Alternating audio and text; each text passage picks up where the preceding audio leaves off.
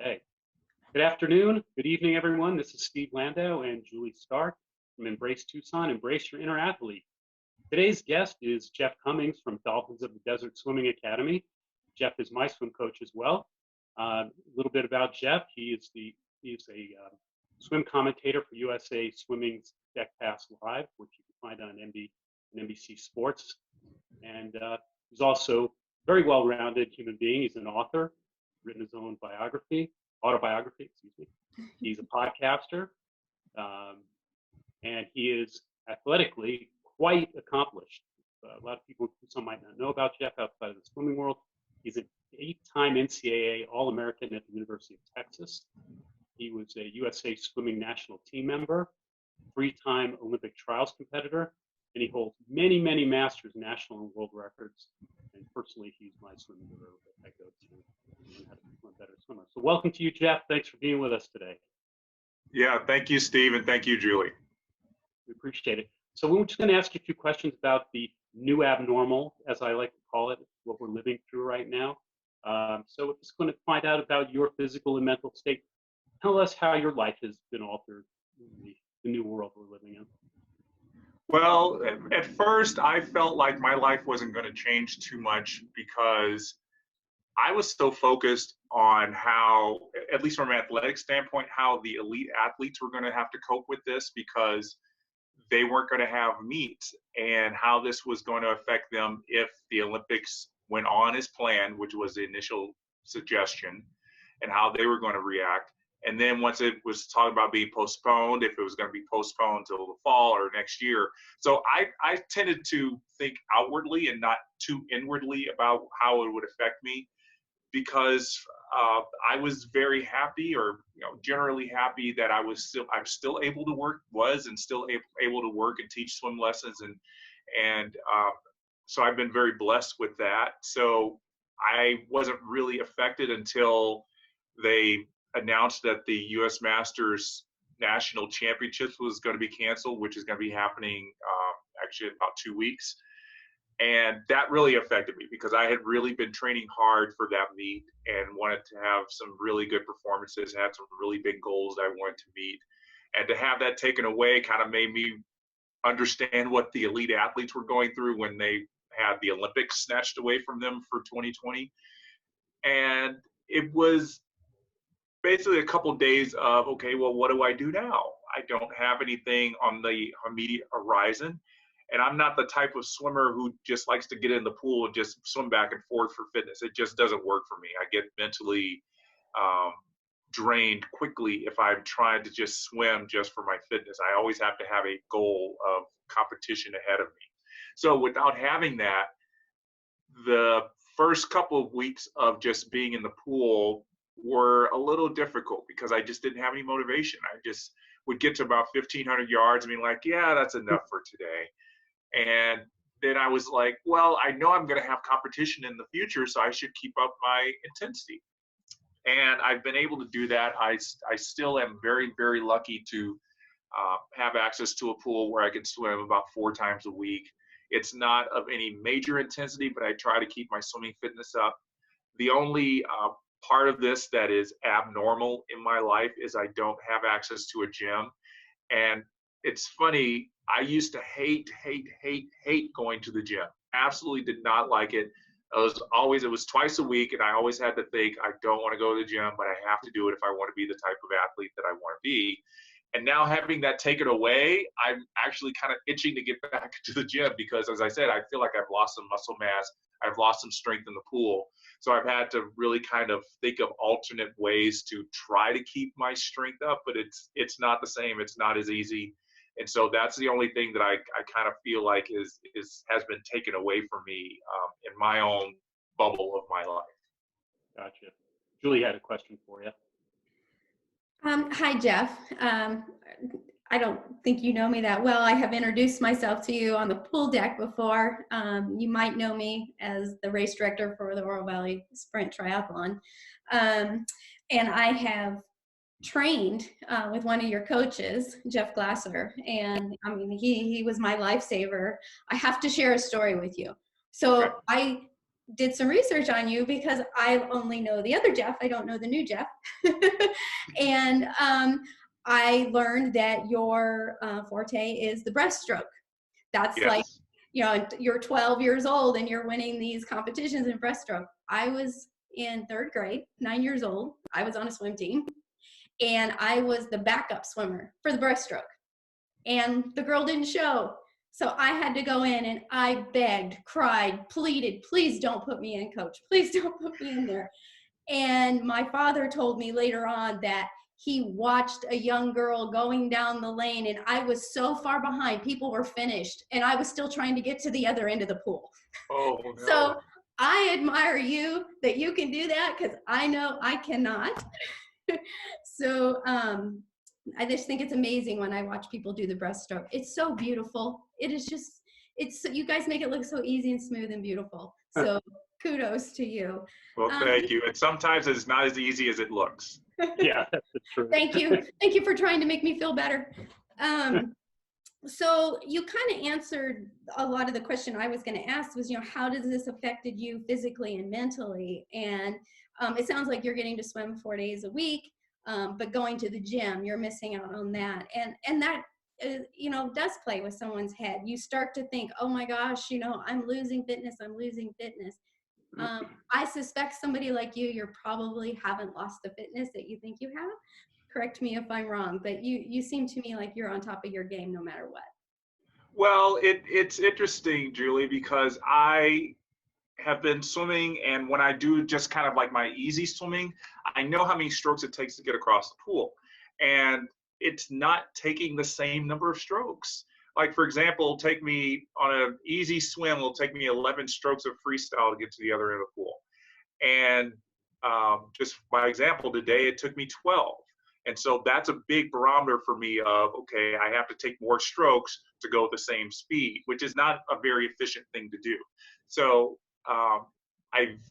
that's a big indicator to me that I'm losing my strength. My fitness is pretty good. I take heart rates after a set and everything. It's not too bad.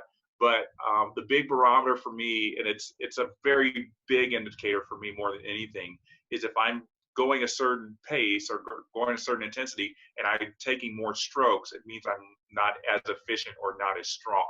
And so it gets very frustrating. And the hardest part is that I'm 46 years old, so I know that I'm really on the downward curve of muscle mass, and I know I'm losing it. And so my purpose at the gym was just not to lose any muscle mass. And so with me not having the gym and having to do alternative exercises, I know it's not enough. So that's what's getting me discouraged, because I know that when it's time to get back into that competitive mindset, I could get into that mindset, I could get back into that training, but will my body be able to do exactly what it wants strength-wise?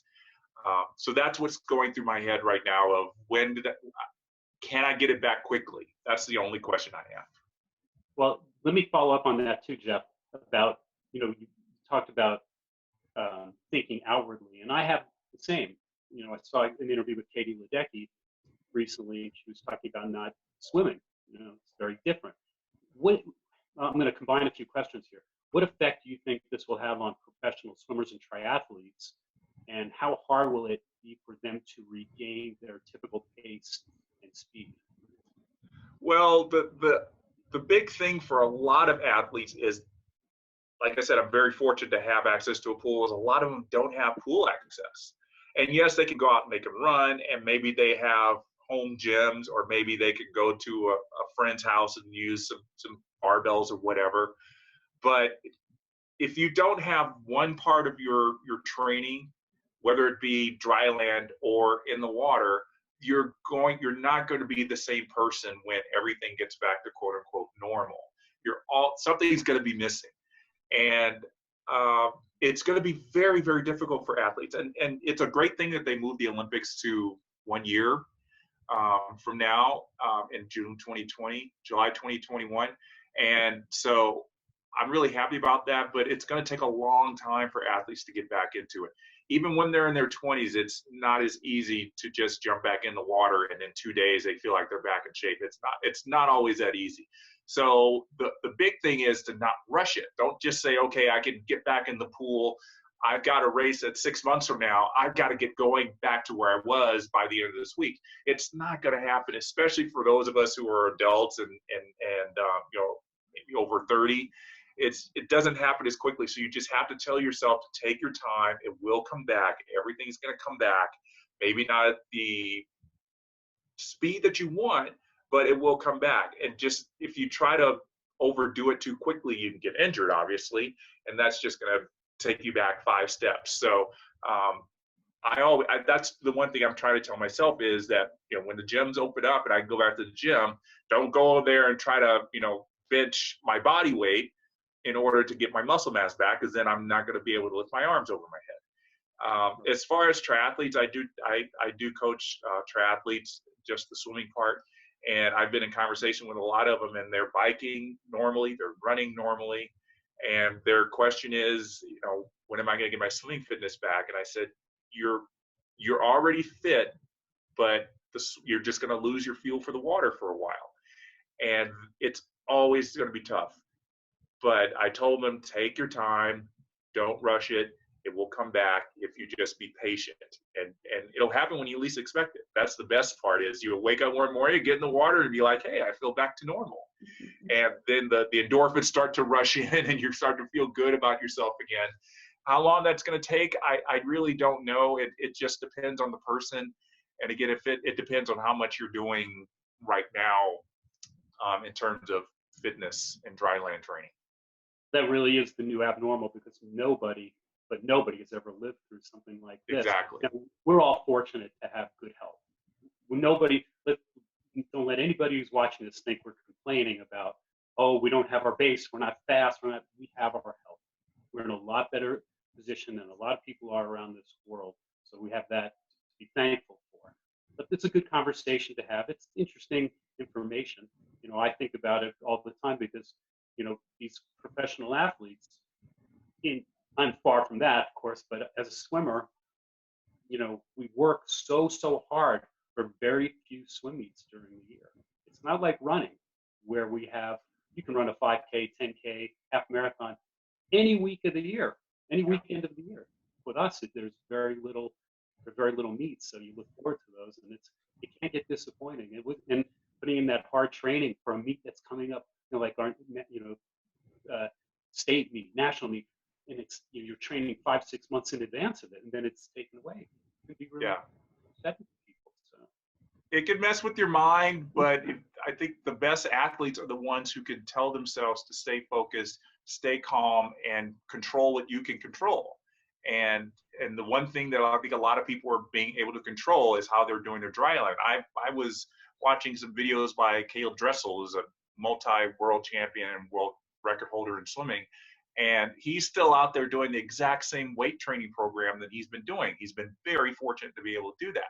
So I think when he gets back in the water, yeah, he's going to have a week or two of losing his feel. He's not going to be able to feel that great, but he's still going to be super strong. So that part is not going to be difficult to get back for him. But there are people out there who I know who are at that elite level. They depended on a very sophisticated gym to do all of their stuff. And now all they have at home is the ability to do pull-ups, push-ups, and sit-ups and all that. And yes, that takes you very far, but it's not the same thing. So they're of the same mindset that I am of, okay, what's going to happen? Am I going to, you know, they were on this track and ready to try to make the Olympic team. And now they're thinking, is it over? Because I've got to basically, I'm not starting at square 5, I'm starting at square 1. And everybody else is starting at square 5. Can I catch up in time for the Olympic trials? big difference with swimmers is they swim in water. Cyclists and runners can do it all the time. Yeah. If I were a cyclist or a runner, I would not be as crazy mentally as I am right now. But I will tell you this, Stephen, you probably know that I don't run, but I have tried to do some running in this time. 2 days ago, I said, okay, I'm going to run for 5 minutes and see how that goes. 5 minutes, it felt like I had done a 200 butterfly. And then I said, okay, I could do it if I could just do more and more and more. And 2 days later, I decided to run 10 minutes. and it felt like I had just swum a mile. And so I have the utmost respect for people who can run, because I can't do 10 minutes, and people ask me how can I do a 50 freestyle and not look like I'm about to have a heart attack. So I know how hard it can be. Breaststroke. Yes, or do breaststroke. Yes. So it doesn't always go hand in hand. So kudos to everybody who can run, because 10 minutes and I'm ready for a nap. The name of my company is Everyone Runs, but so many times people tell me everyone does not run. Yeah. Everyone can run, walk. Yeah. Well, Jeff, thank you so much for your insights. This is really interesting information to hear, and your perspective on this new abnormal and how it affects other people, who, especially professional athletes, who have given this is their life. And yeah, has to affect everybody in different ways. But again, we have our health, we have our families, so everybody should think of that. Very thankful for what you have, and I bet you that when everything returns to, like I say, quote unquote normal, it's going to be like you see the world in new colors. I mean, the colors are going to look brighter, the pool is going to look bluer, the water is going to feel so much better, and you're going to be so much happier. I think everybody's going to embrace what they have missed in a whole new way, and I think that I even think that we're going to get a whole new crop of people who decide they want to swim, because they just now, hey, there's a pool, I've missed the pool, and I can't wait to see what it's going to be like on the other side. Me too. Julie goes, same goes for Julie, I know that. Well, thank you for being with us today, Jeff. We appreciate your time and your perspectives, and we will be bringing you more shows of EmbRace Tucson, Embrace Your Inner Athlete. Tomorrow we'll be speaking with Paralympians that were headed to Tokyo. We're going to speak to local athletes and get their perspectives. And again, thank you so much for being with us today. Tucson, take care of yourselves and get out there and stay safe. Bye, Jeff.